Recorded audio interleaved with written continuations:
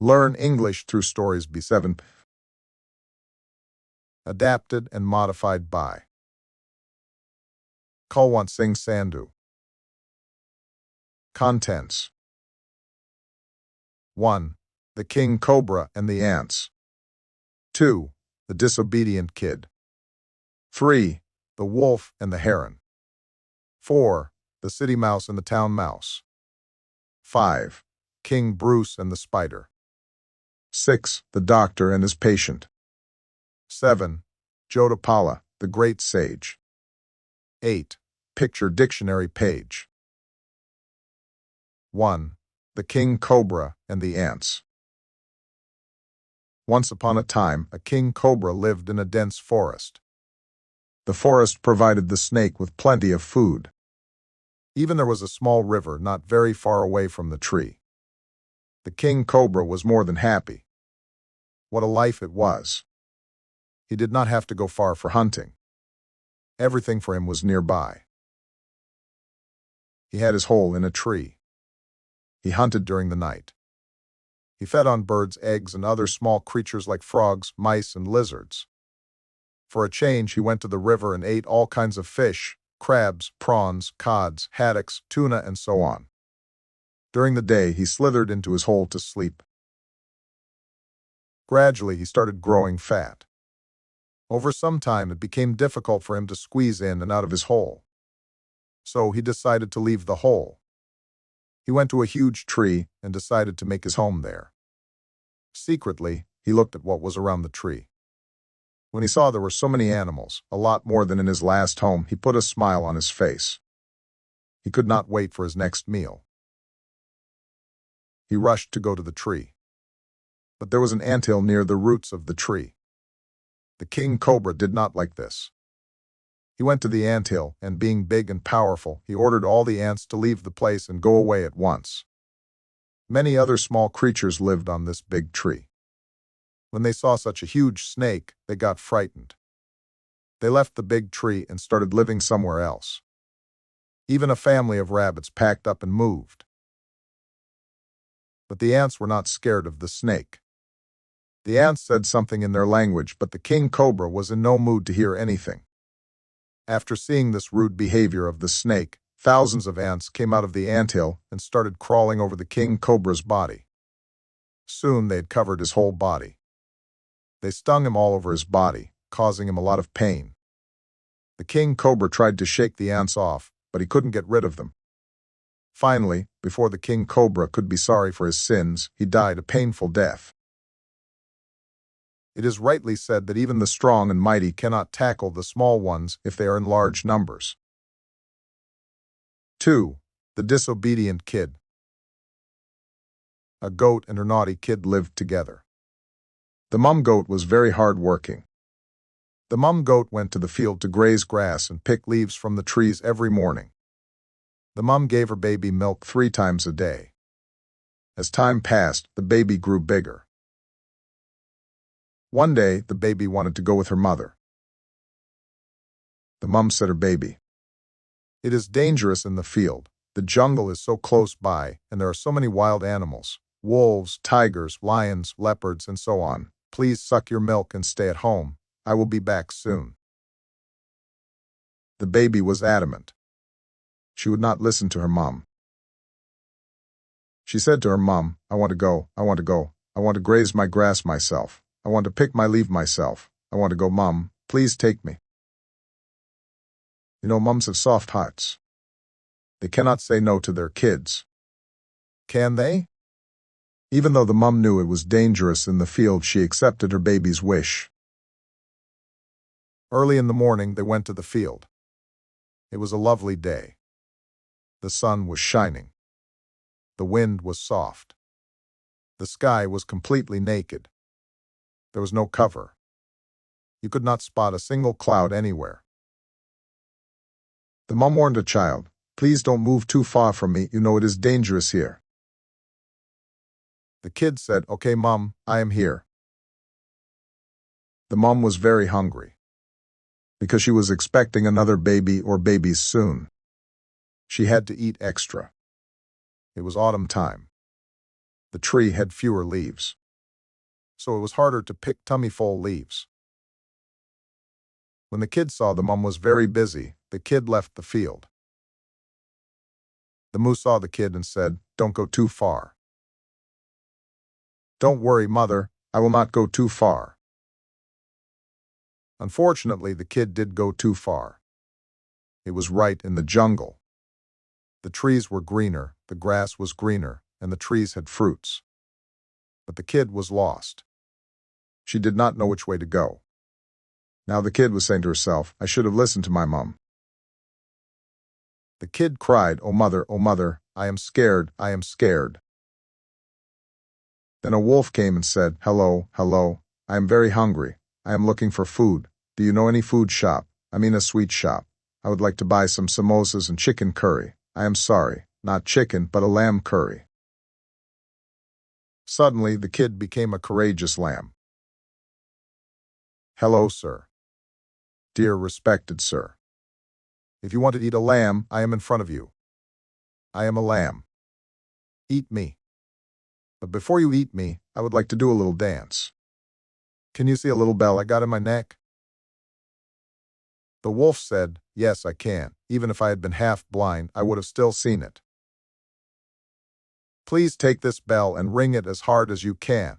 The harder you will ring, the better I will dance. The better I will dance, the better my meat will taste." The wolf took off the bell from the neck of the kid. He started ringing.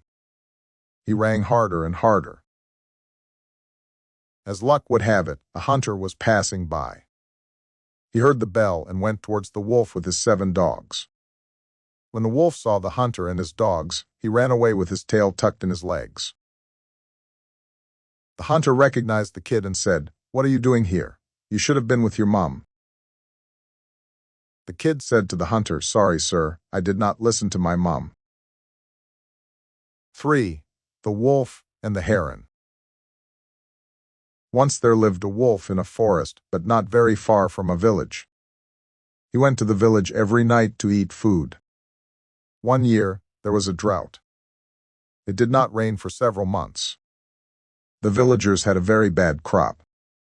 They did not have enough for themselves and their growing children. There were no leftovers. So the wolf could not find any food in the village. The wolf used to hate fish. But now, he had no choice. So he went to the river nearby. The river was always full of fish. The river had fish of all sizes, small, medium, large, and very large. The wolf had no experience of eating fish. He went for a medium-sized fish.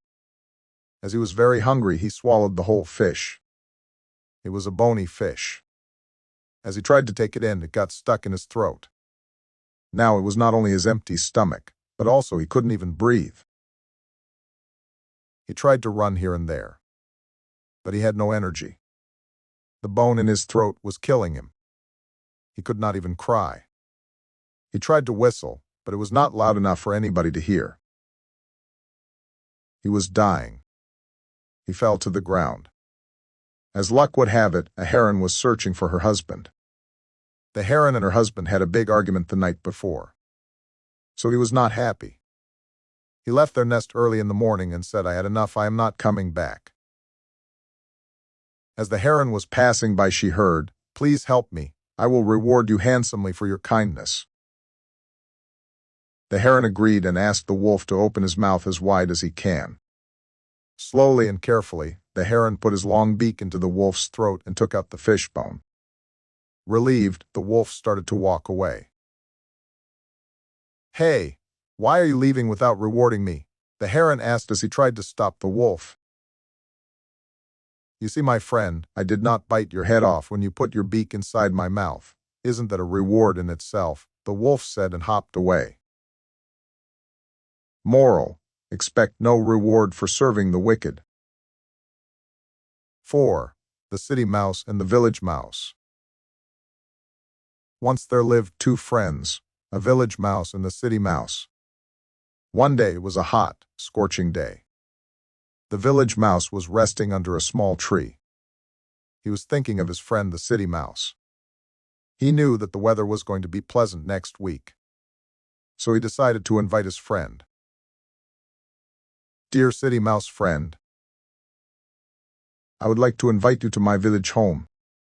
Please come next week as the weather is going to be pleasant.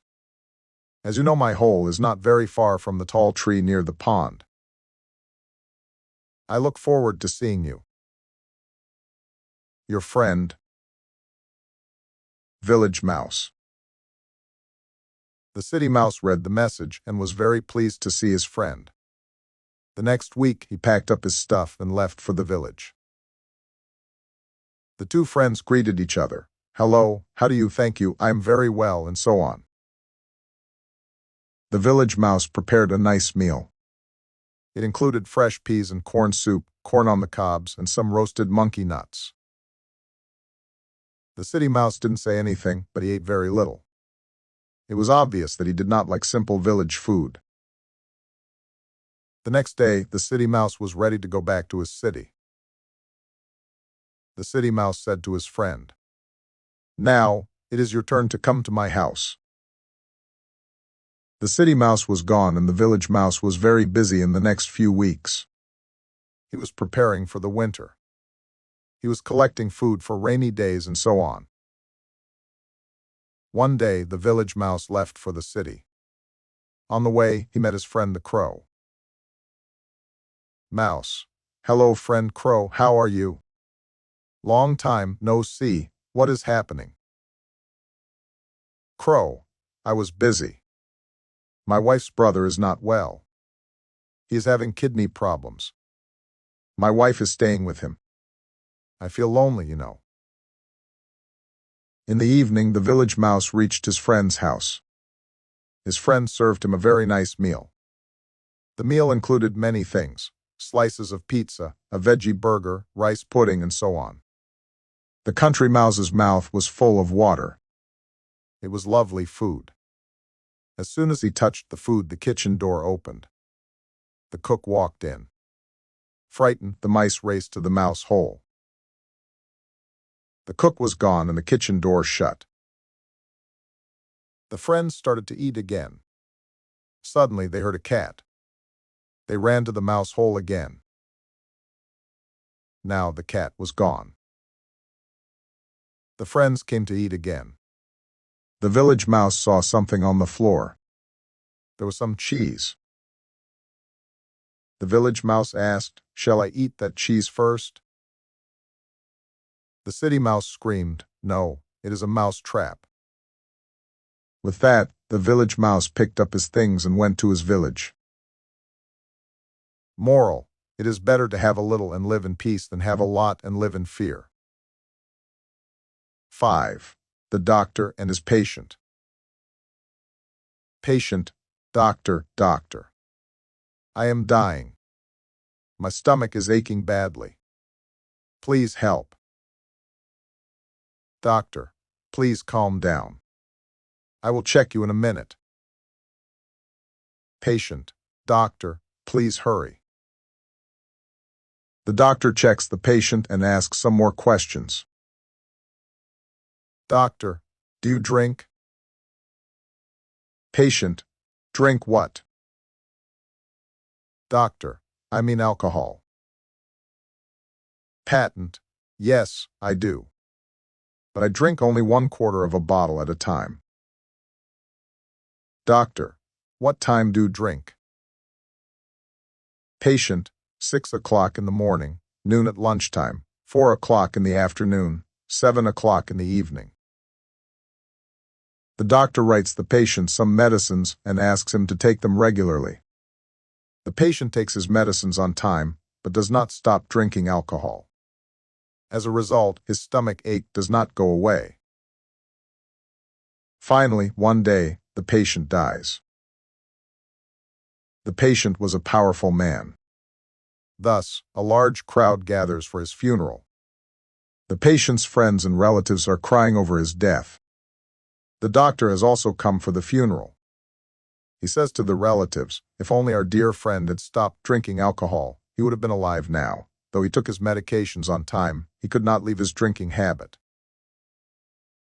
One of the relatives of the patient has been listening to the doctor. He says, "Doctor, your advice is of no use now. You should have asked your patient to stop drinking alcohol while he was alive." If the right advice is given at the wrong time, then it is of no use. 6. Jodapala, the great sage. Once there lived a boy. His name was Jodapala. His dad was a priest. He grew up and became a skillful archer. The king employed him and paid a good salary to him. This made the other servants of the king jealous. Jodapala was upset by this behavior. He thought to himself, "Why do people hate each other so much?" He concluded that all evil is caused by wealth. So he gave up everything. He became a sage. One evening, he put on very simple clothes and left home. He wanted to find the truth. He built a hut in a dense forest. He started living there as an ascetic. Soon, many people, including the king, joined him. They all became his disciples. As time went by, Jodapala became a famous sage. 7. Picture dictionary page.